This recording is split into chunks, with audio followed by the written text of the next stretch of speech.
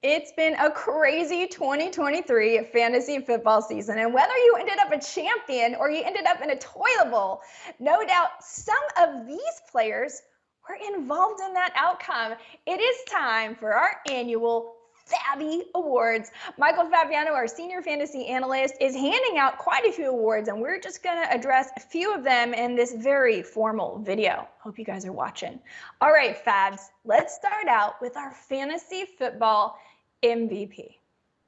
I should have wore a tuxedo, or at least a tuxedo t-shirt, right? I mean, these are more prestigious than the Tonys and the Grammys and the Golden Globes and the MTV Music Awards. They still have those? I don't even know. But the MVP of fantasy football, it's Christian McCaffrey. I mean, he was the highest scoring player regardless of position, even quarterback. He outscored every quarterback in the National Football League. He was super consistent. He was scoring touchdowns like they were going out of style. He was phenomenal. And believe it or not, he scored 120 more points than the number 2 running back, Travis Etienne.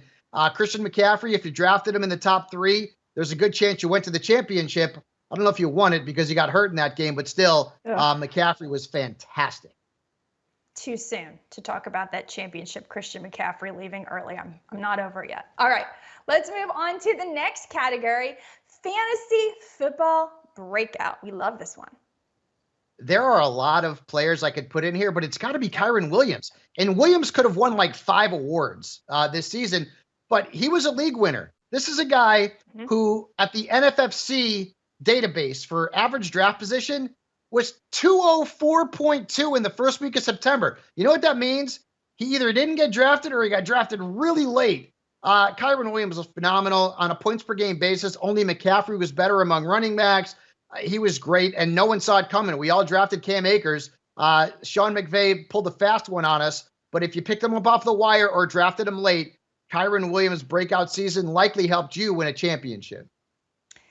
And here's an award I'm not sure the player wants to receive, but we got to hand it out anyway. And it's the Fabby Award for Bust of 2023. This is a big name, too. I mean, he's got a lot of awards. I think he's probably going to leave this one off his mantle, though.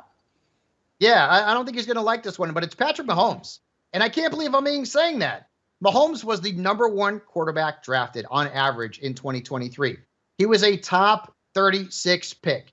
In some leagues, he went as high as the 2nd round. We were all focusing on high-end quarterbacks. Mahomes averaged 7.1 fewer points than he averaged last year. That is awful. He also failed to score more than 16.7 points in each of his last 5 games. And on a points per game basis, Jenny, was a QB 14. That was terrible. I'm sorry. I know Patrick Mahomes is one of the great quarterbacks in the National Football League. He's going to the Hall of Fame. But this year, he was a fantasy football dud. And finally, drumroll, please. I don't know. Am I very good at hosting this? I don't know if I get this gig next year. You're doing a great job. You're doing far better than Jimmy Kimmel ever did. I can tell you that. We're not going to talk about Jimmy Kimmel today. Okay, it is the Fantasy Football Rookie of the Year. I feel like this was probably mostly a 2-man race, but we have decided it goes to Puka Nacua. The guy was unbelievably consistent, productive.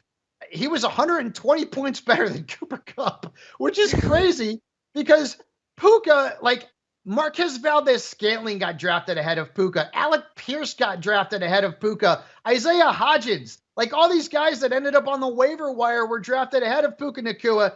He comes out and has one of the great rookie seasons of all time during the fantasy season, 101 catches, over 1,400 yards, 5 touchdowns. He was phenomenal. And believe this, Puka Nacua is going to be a 2nd-round pick in redrafts in 2024.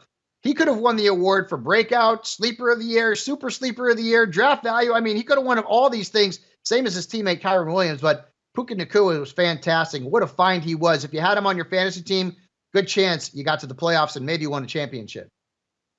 Congratulations, Puka Nacua. CJ Stroud, I assume, was also in that race. There were so many great players. There were also a few busts. I noticed Tony Pollard didn't make your list. But look, you had to make the hard choices. Only one person can win the Fabby Award per category. But this isn't the entire list, so be sure you visit that at si.com/fantasy.